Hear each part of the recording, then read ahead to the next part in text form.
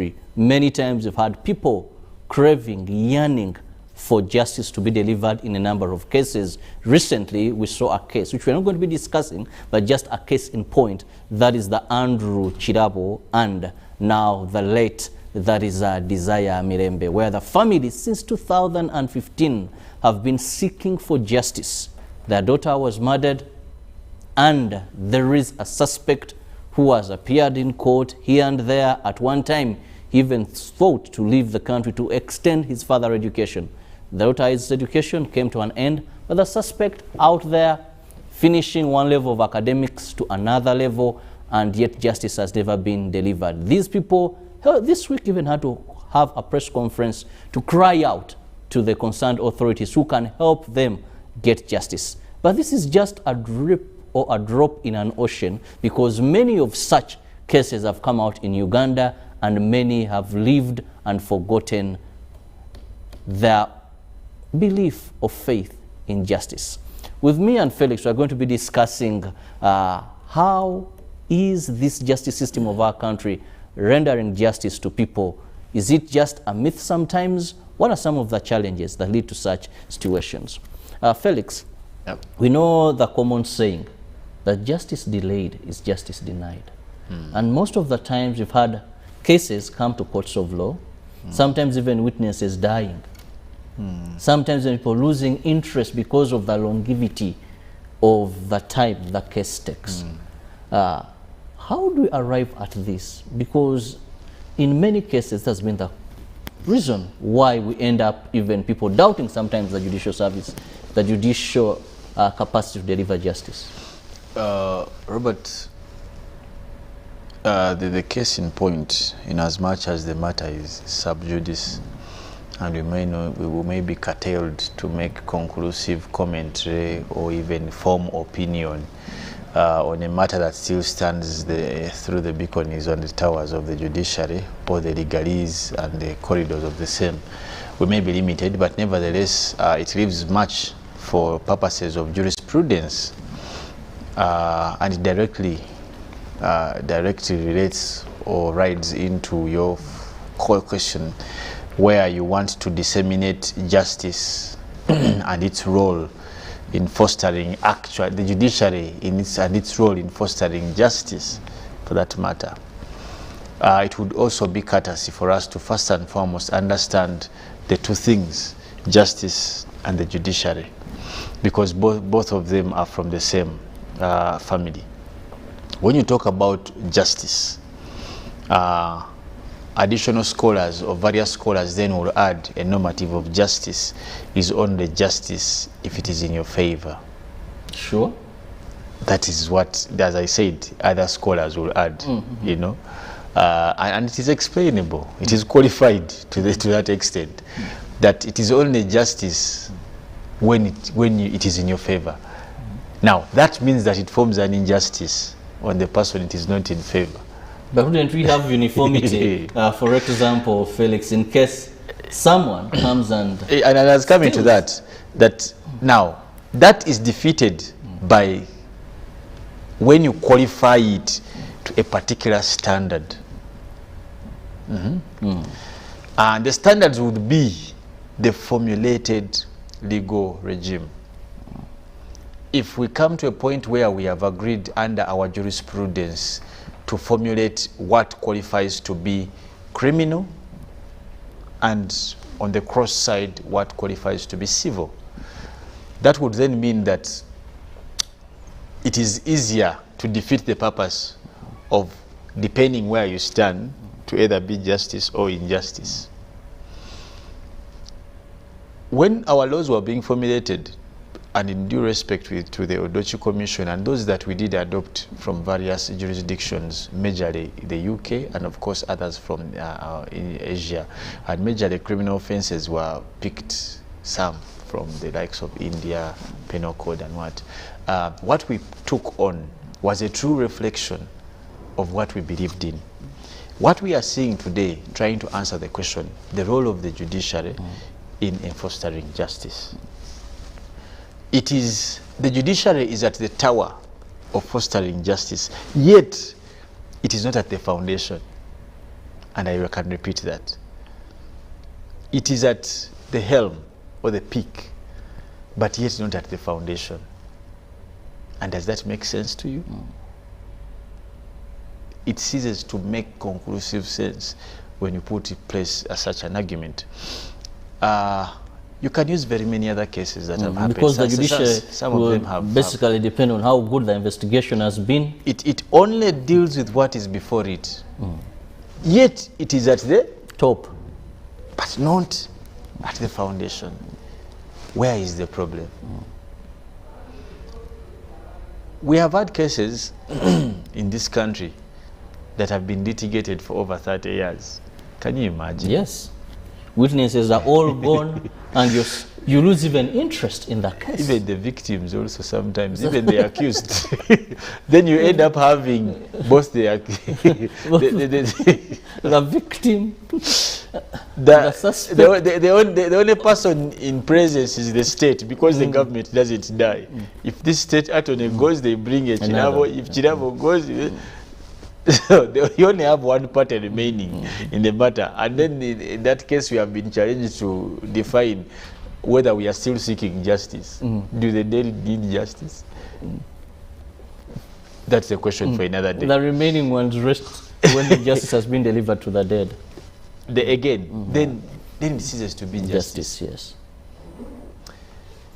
Why, when you start to read the jurisprudence, and you read the various scholars, the likes of Aristotle, the Ciceros, the Thomas Aquinas, and in their writings, they do, all of them agree on one concrete aspect of justice, that it must cause the need, it must cause the feeling, the desire, the anxiety to place the aggrieved in a position seemingly that would put them in a place where they were before the incident, if possible.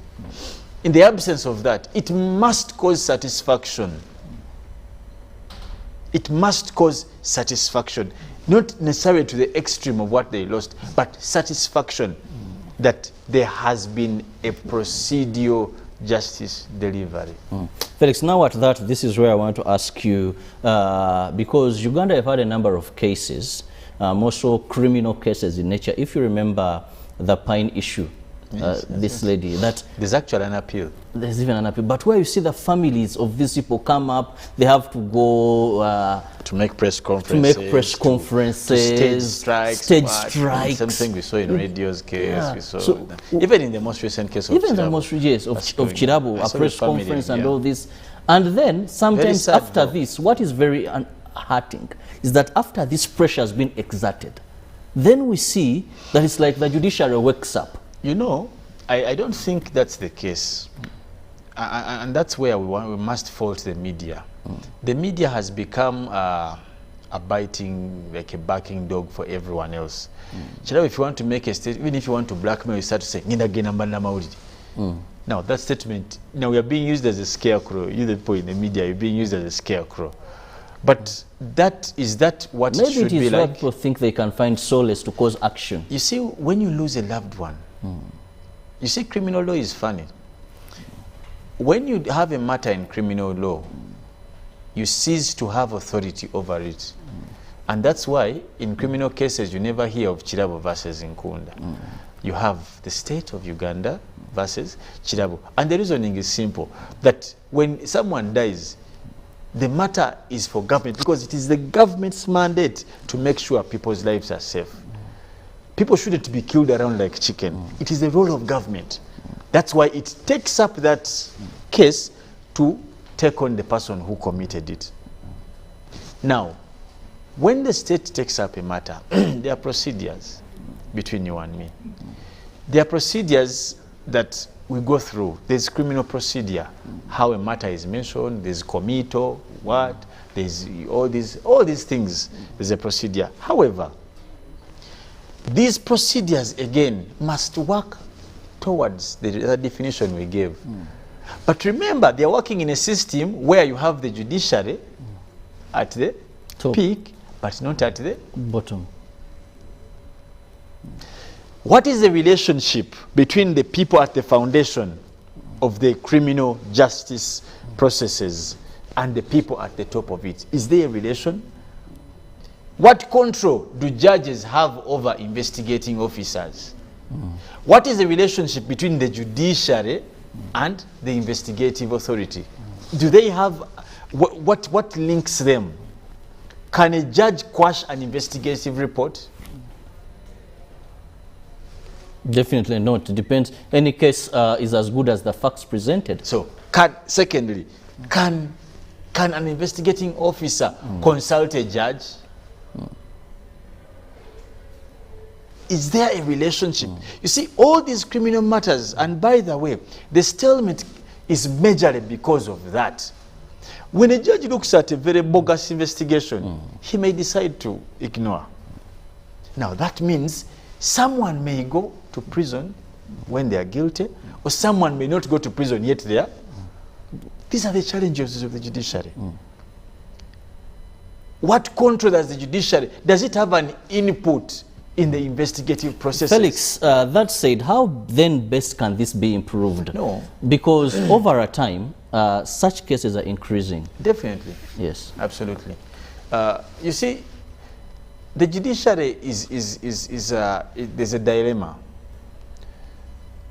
The machinery for investigation is not an everyday good. It's a sophisticated process, and if you talk to, I think our brother, is it Atwine, the spokesperson? That is Jameson Kalimadi. No, of the CID. CID, that is Charles Twine. Charles Twine. Charles Twine will tell you that to form a good investigator, how long it will take you. It's not just good enough for you to be a police officer, to be a good investigator. Now, it means that, do we have enough qualified, because investigations, you don't, the people who are good in traffic investigations, murder by traffic, maybe accidents, they are good at who are in homicides. Homicides, yes. By gun, by the way, they are also by ballistic, those ballistics, by gun. They are also those who are good by knives, they are different. But the question is, as you want to task the judiciary to give you some good work, are you tasking these guys? How much are we putting? Are we having enough people? Do we have enough places to carry out these, the laboratories? These are small things that we are never discussing, but they directly affect how the judiciary performs. If we want to reduce some of these challenges, because the reason why a matter will take long sometimes is simply because of investigations. Everything will be ready, but we don't have. And many to the layman, they'll think this is an element of corruption and bribery to the judicial officers. Then they will say, omulamuzi atudde ku musango gwange, naye omulamuzi akola atya. Felix, also on this, in the interest of time, I want us to look at bail. In many of these cases, bail is seen to the victims and their family, and His Excellency the President has noted this many times as an injustice. Robert, when you talk about bail, if you may want to give it a preamble, you'll want to first and foremost acknowledge that it is a right, right?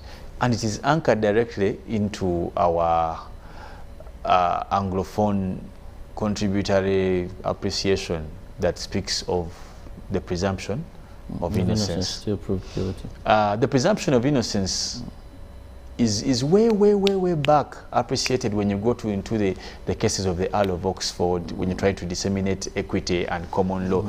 The belief and the trust was that many people would use the judicial system to castigate those that they didn't want. Imagine if bail was that open, how politics would abuse such this. But also, over time, because of the sophistication of crimes, how the world has changed, bail might not be traditionally appreciated like it used to be. And this is what I think the president is trying to say. That in as much as it's a right, perfect, but because of how global the world has become, today it is so easy for Chirabo to be here today and be in Amsterdam in the evening. Identity, it was hard. those days. But now the world has changed. So we may need to tighten the grip in terms when you're discussing bail. Because on top of it just being a right, also the people who are offended have rights as well.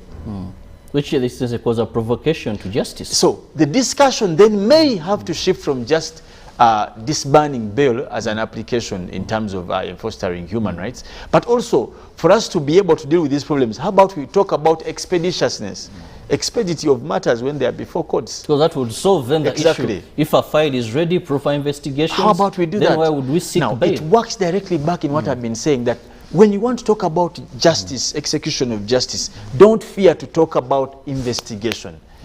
That department must have a direct relationship with the judiciary in terms of consultation, in terms of staffing, and in terms of direction also. Because I tell you, if you've been before some judges, they can advise these guys. Yes. Because they have handled murderers, they have handled, and they can tell you. Between you and me, you know that precedence is a form of law. Era mu Uganda nenjogera tujina omukadde gwe gusala omupya. There's a reason. Yeah. Some of these crimes, they don't change. So you must have a relationship between the judiciary and the investigative arm of a police. But you must staff the investigative arm of police, give it the equipment, increase the budget, give it the right people, train them, take them wherever in the world where you have the Russias, the Chinas, the where. You so must, those because if someone, someone has the ability to investigate a matter in the shortest time possible, give you the right information, and the judges are there. They're well facilitated.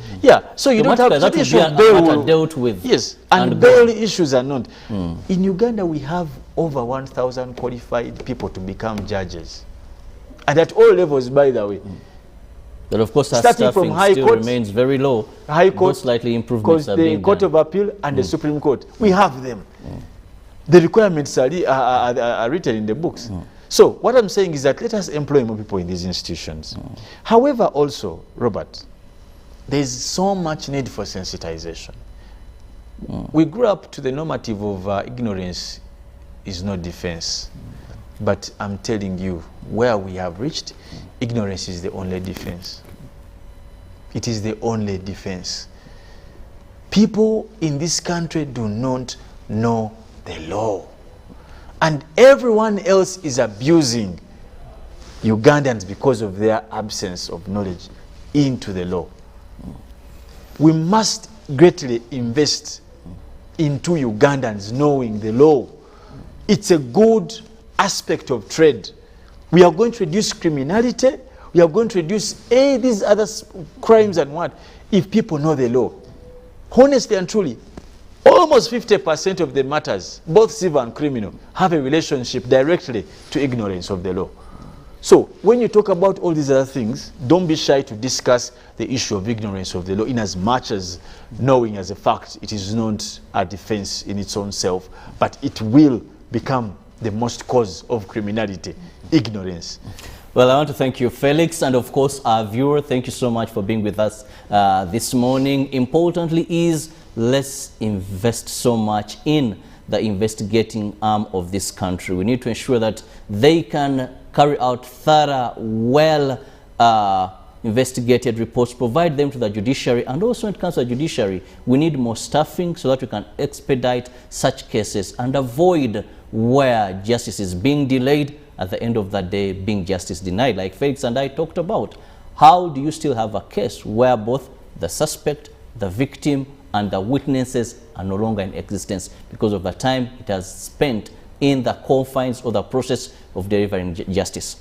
Have a lovely day. God bless you. We'll leave you with Ruben Kasera Chibirango to take you through the world of sports. Good morning.